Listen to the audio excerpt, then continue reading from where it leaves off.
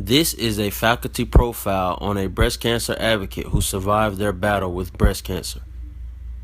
I'm Irina Tedrick, and I was born in Montenegro, in the city called Berane, but now I spent most of my life really out of Montenegro because when I was 18 I went to college and never went back. My breast cancer I was diagnosed in 2012 with the stage 2. It was actually stage 1 but then turned into stage 2. Um, Estrogen positive breast cancer.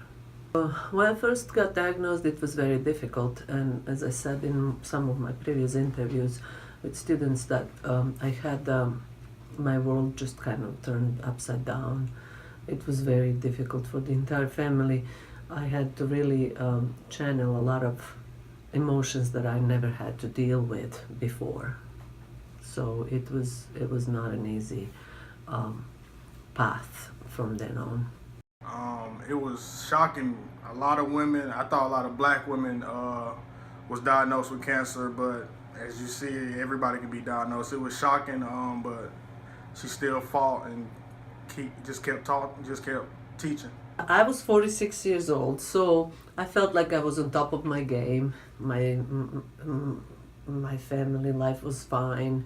I was about to leave for Europe to visit my family, and I went and visited actually. And the first phone call that I received when I got there was from the doctor, actually telling me that my results were positive, which means that I had cancer.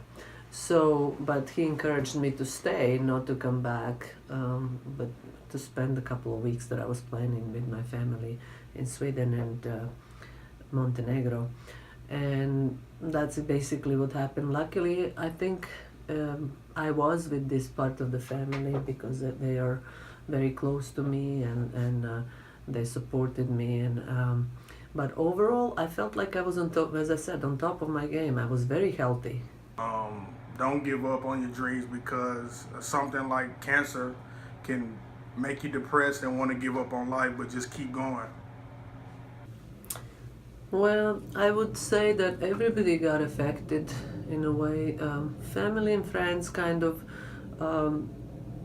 tighten.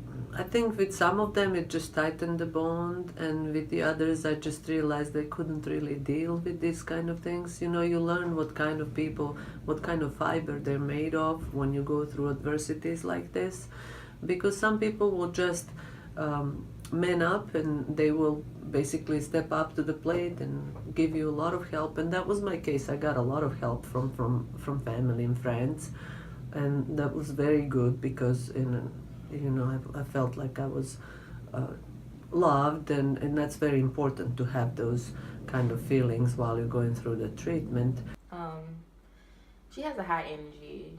Her energy level is always high, and she's caring. So she makes sure she get that one-on-one with students just to make sure that they get what they need at the end of her class course.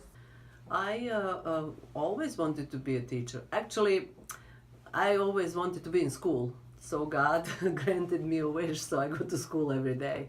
And I'm very lucky because I like my students. I do like being around young people, and the exchange of energy is just great.